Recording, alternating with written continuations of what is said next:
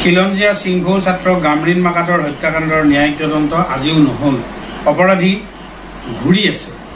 এইটো অত্যন্ত দুৰ্ভাগ্যজনক কথা। শীঘ্ৰে এগৰাকী অৱসৰপ্ৰাপ্ত গুৱাহাটী উচ্চ ন্যায়ালয়ৰ ন্যায়াধীশৰ নেতৃত্বত তদন্ত আয়োগ গঠন কৰি শৰ্তকীয়া বিচাৰ কৰি অপৰাধীক শাস্তিৰ ব্যৱস্থা কৰিবৰ কাৰণে আমি অসম সন্মিলিত মহাসংঘই দাবী জনাইছো। তিনিচুকীয়া জিলাৰ তিৰাপ ট্ৰাইবেল বেল্টৰ লেখাপানী থানাৰ অন্তৰ্গত কুমচাই নামুহ গাঁৱৰ খিলঞ্জীয়া সিংঘৌ ছাত্ৰ গামৰিন মাকাতৰ হত্যাকাণ্ডৰ ন্যায়িক বিচাৰ নোহোৱাত অসম সন্মিলিত মহাসংঘই তীব্ৰ ক্ষোভ প্ৰকাশ কৰিছে।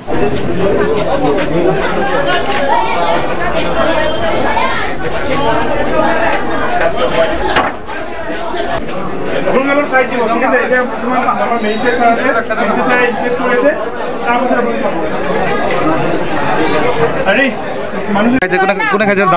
দাজু দাজুৱে খাইছে, মদ খাইছে। কোন দাজু? কুকমেনে মদ খাইছে।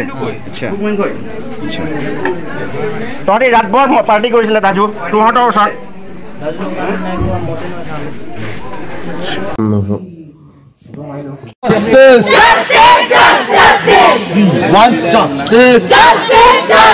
অসম চৰকাৰ মুৰ্দাবাদ, অসম চৰকাৰ মুৰ্দাবাদ, অসম চৰকাৰ মুৰ্দাবাদ, অসম চৰকাৰ মুৰ্দাবাদ, পুলিচ প্ৰশাসন মুৰ্দাবাদ, পুলিচ প্ৰশাসন মুৰ্দাবাদ, পুলিচ প্ৰশাসন মুৰ্দাবাদ, পুলিচ প্ৰশাসন মুৰ্দাবাদ।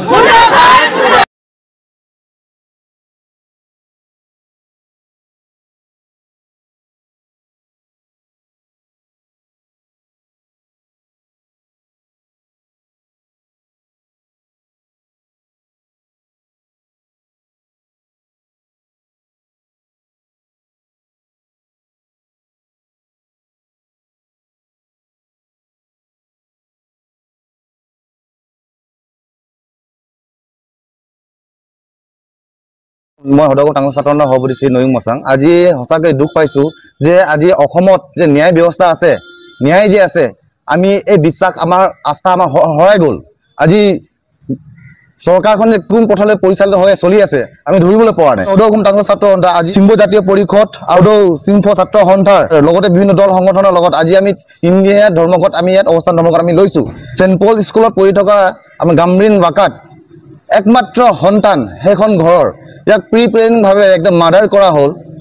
আজি পৰ্যন্ত এমাহ হ'ল আমি ন্যায় পোৱা নাই। আজি ভাস্কৰ শৰ্মাই এই গামৰিন মাকাতৰ যদি ন্যায়ৰ পক্ষে আমাৰ ট্ৰাইবেলসকলৰ লগত থিয় নিদিয়ে তেতিয়াহ'লে কিন্তু ভাস্কৰ শৰ্মাকো আমি আমাৰ ট্ৰাইবেল অধ্যুষিত অঞ্চলত এক বয়কট কৰিম। সৰ্বানন্দ সোণোৱালে ভয় কৰে, তেওঁ গাদী ৰক্ষাৰ কাৰণে চিন্তা কৰি আছে, থোৰে জনজাতিৰ কাৰণে চিন্তা কৰিছে নেকি? কিন্তু যেতিয়া বিহাৰী এজনৰ যেতিয়া কোনোবাই কাণত ধৰাই যেতিয়া আঁঠু কৰাই দিয়ে তেতিয়া কিন্তু DGP পুৰা নাহে। আপুনি পোনপটীয়াভাৱে ক'ব বিচাৰে নেকি ST হোৱাৰ কাৰণে আচলতে গুৰুত্ব দিয়া নাই? নিশ্চয়। অখিল গগৈ ডাঙৰীয়াকো আমি কৈছোঁ, তেওঁ বহুত কথা কৈ থাকে, অসমৰ প্ৰধান ইছ্যুবিলাকত মাত মাতি থাকে। অন্ততঃ মাৰ্ঘেৰিটাৰ এই জনজাতিসকলৰ মানে যিটো সমস্যা, লগতে এই গ্ৰামীণ মাকাতৰ ইছ্যুটো এটা বিধানসভাত প্ৰশ্ন হ'ব লাগিছিলে। এমাহ ধৰি আমাৰ আন্দোলন কৰি থকা হৈছে, কিন্তু আজিলৈকে আমি ইয়াত ন্যায় পোৱা নাই। তো আমাৰ স্পষ্ট কথা, যদি চৰকাৰে যদি ন্যায় দিব নোৱাৰে তেনেহ'লে আহি থকা দিনত তিনিচুকীয়া ডিষ্ট্ৰিক্ট পৰ্যন্ত বন্ধ দিয়া হ'ব। প্ৰয়োজন নাপাকে ইয়াতকৈ লাখ মানুহ, হাজাৰ মানুহে ৰাজপথত ওলাই আহিবলৈ বাধ্য হ'ব। এই গ্ৰামীণ মাৰ্কেটৰ ঘটনাটোৰ সম্পৰ্কত মাৰ্ঘেৰিটাৰ বিধায়ক ভাস্কৰ শৰ্মাৰ কোনো গুৰুত্বই নাই।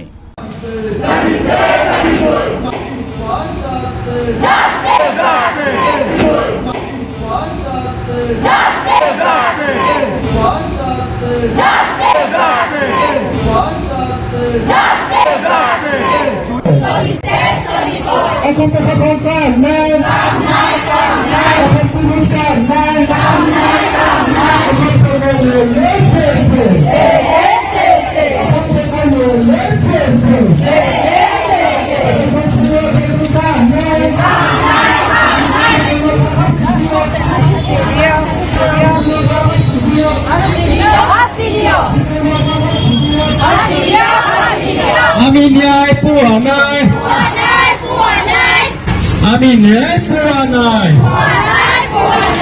আমি ন্যায় পোৱা নাই, আমাক ন্যায় লাগিব, আমাক ন্যায় লাগিব।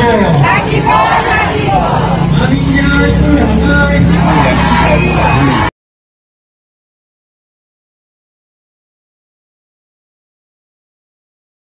কামৰিন মেকাটৰ হত্যা হোৱা আজি এই দুমাহৰ ভিতৰতো আমি প্ৰশাসনৰ ফালৰ পৰা আমি কোনো ধৰণৰ বা সুদুত্তৰ তেওঁলোকৰ পৰা আমি পোৱা নাই।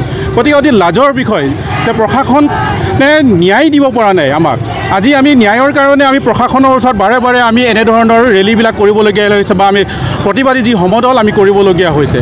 গতিকে এই ইমান আমি দুমাহৰ পাছতো আজি পৰ্যন্ত তেওঁলোকে SP নিজে কৈছিলে যে আমাক 27 দিন 28 দিনৰ সময় লাগিব, কিন্তু এই 27-28 দিন অথচ আজি পাৰ হৈ আজি 2 মাহ হৈ গ'ল, কিন্তু আজি পৰ্যন্ত আমাক কামৰিন মেকাটৰ আজিলৈকে আমাৰ কোনো ধৰণৰ তেওঁৰ হত্যাৰ কোনো ধৰণৰ আমি সুদুত্তৰ পোৱা নাই। তেওঁৰ কি কাৰণেৰে হত্যা হ'ল আমি ভাবোঁ কি আমাৰ যোনটো ভইচ আছে, দ্য কমন পিপল কা ভইচ আছে, দ্য ভইচলেছ কা ভইচ আছে, আপুনিবিলাক সেই ৰাইট ফৰমতে পਹੁঁচাব। পলিটিকেল ফৰমতে ক'লেতো আমি আপোনাৰ চিফ মিনিষ্টাৰ অফ আছাম, আমাৰ এডমিনিষ্ট্ৰেটিভ হেডকে ক'লেতো আমি চিফ ছেক্ৰেটাৰী অফ আছাম। ইহঁতক জানিব লাগে কি we are demanding justice for late Kamrin Mekat. তাৰ যোনটো ডেথ হৈছে বাই হেঙিং is under mysterious circumstances. Tirap tribal বেল্টৰ উদয়পুৰৰ 4 মাইলৰ চেণ্ট পল ইংৰাজী স্কুলৰ 10ম শ্ৰেণীৰ অতি মেধাৱী ছাত্ৰ আছিল কামৰিন মেকাট। ঘটনাৰ বিৱৰণ এই ধৰণৰ যে 31 জুলাইৰ আবেলি ছাত্ৰজনৰ মাতৃ জাংক মাকাতে পুত্ৰক স্কুলৰ ছাত্ৰাবাসত থৈ গৈছিল। 1 আগষ্টৰ পুৱা স্কুলৰ অধ্যক্ষ বিপুল লোথাই ফোনযোগে মাকাটৰ পৰিয়ালক কামৰিন অসুস্থ বুলি জনাইছিল। 1 আগষ্টৰ ৰাতি 2:20 বজাতে ছাত্ৰাবাসত মাকাটক হত্যা কৰিছিল। ছাত্ৰজনৰ পিতৃ শান্তিত মাকাট আৰু মাতৃ জাংক মাকাতে ছাত্ৰাবাসলৈ গৈ পুত্ৰক হাত ভৰি বন্ধা অৱস্থাতেই শিৱজুৰি লৈ থকা দেখিছিল।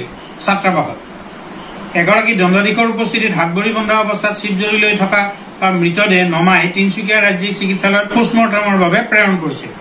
1 আগষ্টৰ ৰাতিয়েই তিনিচুকীয়া ৰাজ্যিক চিকিৎসালয়ৰ ডাক্তৰ মনজিৎ সিঙে 460/2024 নং পোষ্টমৰ্টেম ৰিপৰ্টত ছাত্ৰজনে শিৱজুৰিলৈ আত্মহত্যা কৰা বুলি উল্লেখ কৰিছিল। 1 আগষ্টৰ দিনাই ৰাইজে ৰাষ্ট্ৰীয় ঘাইপথ অৱৰোধ কৰি হত্যাকাণ্ডৰ ন্যায়িক তদন্তৰ দাবী কৰিছিল। ছাত্ৰজনৰ পিতৃ শান্তিত মাকাতে দিয়া এজাহাৰৰ ভিত্তিত লেখাপানী থানাত 0038/2024 US 61-1/1031/238/106 35 BNS 2023 নং গোচৰ পঞ্জীভূত হৈ আছে। এজাহাৰত মাকাটৰ মৃত্যু হত্যাকাণ্ড বুলি অভিহিত কৰি ঘটনাত জড়িত স্কুলৰ 7জন ছাত্ৰ মানিক উপাধ্যায়, হেমৰাজ লিম্বু, শিৱ থাপা, নকুল শইকীয়া, সৰবজিৎ লিম্বু, সুব্ৰত মুখীয়া আৰু শিৱৰাজ থাপা, ছাত্ৰাবাসৰ ৰান্ধনী বাহাদুৰ লিম্বু আৰু স্কুলৰ অধ্যক্ষ বিপুল লোথাৰ নাম উল্লেখ আছিল। কিন্তু আজিলৈকে এজনকো গ্ৰেপ্তাৰ কৰা নাই। আচৰিত কথা, মাকাটক হত্যা কৰা 1 আগষ্টৰ ৰাতি ছাত্ৰাবাসত থকা ছাত্ৰসকলে মদ মাংসৰে ভোজ খাইছিল বুলিও অভিযোগ উত্থাপিত হৈছে, য'ত ৰান্ধনীজনো জড়িত আছিল বুলি অভিযোগ উঠিছে। দুৰ্ভাগ্যজনক কথা যে পুলিচে ছাত্ৰকেইজনৰ স্বাস্থ্য পৰীক্ষা নকৰি ঘটনা লুকুৱাবলৈ চেষ্টা কৰিছে বুলিও অভিযোগ উঠিছে। ছাত্ৰাবাসৰ CCTVৰ ফুটেজ ইতিমধ্যে লুকুৱাৰ অভিযোগো উঠিছে। দণ্ডাধীশৰ উপস্থিতিত মাকাটৰ ওলমি থকা মৃতদেহ নমুৱাৰ সময়ত ছাত্ৰজনৰ হাত ভৰি বন্ধা অৱস্থাত থকা ভিডিঅ' ফুটেজ আমাৰ হাততো মজুত আছে। হাত ভৰি বন্ধা অৱস্থাত ছাত্ৰজনে শিৱজুৰি লোৱা বুলি দিয়া পোষ্টমৰ্টেম ৰিপৰ্ট কেতিয়াও সেইকাৰণে গ্ৰহণযোগ্য নহয়। আজিলৈকে ফৰেনচিক ৰিপৰ্ট ৰাজহুৱা কৰা হোৱা নাই। সদৌ সিংফৌ ছাত্ৰ সন্থা, সিংফৌ জাতীয় পৰিষদ, সিংফৌ মহিলা অৰ্গেনাইজেশ্যন, টাংচা নগা জাতীয় পৰিষদ, শ্যামা নগা জাতীয় পৰিষদ, টাইভাগা জাতীয় পৰিষদ, টাংচা নগা ছাত্ৰ সন্থা, শ্যামা নগা ছাত্ৰ সন্থা, মানটাইবাসী ছাত্ৰ সন্থা, তিৰাপ ছাত্ৰ শাসন দাবী সমিতি আদি সংগঠনে এই হত্যাকাণ্ডৰ ন্যায়িক তদন্তৰ দাবীত আগষ্ট আৰু ছেপ্টেম্বৰ মাহত বিভিন্ন প্ৰতিবাদী কাৰ্যসূচী পালন কৰি আহিছে। তাৰ পিছতো চৰকাৰে ন্যায়িক তদন্ত আজিলৈকে ঘোষণা নকৰিলে। সিংফৌ তথা আন জনগোষ্ঠীৰ প্ৰতি চৰকাৰৰ যে কোনো সদ্ভাৱ নাই, সেই কথা ইয়াৰ দ্বাৰাই প্ৰমাণিত হৈছে। চৰকাৰে পৰিকল্পিতভাৱে হত্যাকাণ্ডৰ ঘটনাক আত্মহত্যাৰ ৰূপ দি হত্যাকাৰীসকলক ৰক্ষণাবেক্ষণ দি আছে বুলিও খিলঞ্জীয়া জনগোষ্ঠীসমূহে গভীৰ দুখেৰে মহাসংঘক অভিযোগ কৰিছে। আৰু মহাসংঘয়ো এই কথাটোত আমি পতিয়ন কৰিছো যে ৰাইজৰ অভিযোগ সত্য। সিংভৌ জাতীয় পৰিষদে 30 আগষ্টত মুখ্যমন্ত্ৰীলৈ প্ৰেৰণ কৰা স্মাৰক পত্ৰত গুৱাহাটী উচ্চ ন্যায়ালয়ৰ এগৰাকী অৱসৰপ্ৰাপ্ত ন্যায়াধীশৰ নেতৃত্বত শীঘ্ৰে এক বিশেষ তদন্ত আয়োগ গঠনেৰে বিচাৰ খৰতকীয়া কৰি অপৰাধীক শাস্তি বিহিবলৈ দাবী জনাইছে। পোষ্টমৰ্টেম ৰিপৰ্ট বিশ্বাসযোগ্য নহয় বুলি অভিহিত কৰি ফৰেনচিক টেষ্ট কৰিবলৈও দাবী জনাইছে। লগতে মাকাতৰ পৰিয়ালক 1 কোটি টকাৰ ক্ষতিপূৰণ দিবলৈও দাবী জনাইছে। এই সম্পৰ্কটো আজিলৈকে চৰকাৰ নিমাদ হৈ আছে। মহাসংঘৰ সভাপতি শান্তনু দাস বৰহাজোৱাল, কাৰ্যকৰী সভাপতি মই মতিউৰ ৰহমান আৰু মহাসচিব পূৰ্ণানন্দ ৰাভাই আজি সংবাদ মাধ্যমলৈ প্ৰেৰণ কৰা এক প্ৰেছ টুকাত মাকাতৰ হত্যাকাণ্ডৰ ন্যায়িক তদন্তৰ বাবে গুৱাহাটী উচ্চ ন্যায়ালয়ৰ এগৰাকী অৱসৰপ্ৰাপ্ত ন্যায়াধীশৰ নেতৃত্বত এখন তদন্ত আয়োগ গঠন কৰি বিচাৰ খৰতকীয়া কৰি অপৰাধীক কঠোৰ শাস্তি দিবলৈ আমি মহাসংঘই দাবী জনাইছো। লগতে মৃতদেহৰ ফৰেনচিক টেষ্ট কৰিবলৈ আমি দাবী জনাইছো। তিৰাবৰ প্ৰাচীন খিলঞ্জীয়া সিংভৌ জনগোষ্ঠীৰ প্ৰতি দুমাহ ধৰি চৰকাৰে দেখুওৱা আচৰণেই চৰকাৰৰ খিলঞ্জীয়া বিদ্বেষী চৰিত্ৰই উদঙাই দিছে বুলি আমি মহাসংঘই গভীৰ আক্ষেপ প্ৰকাশ কৰো।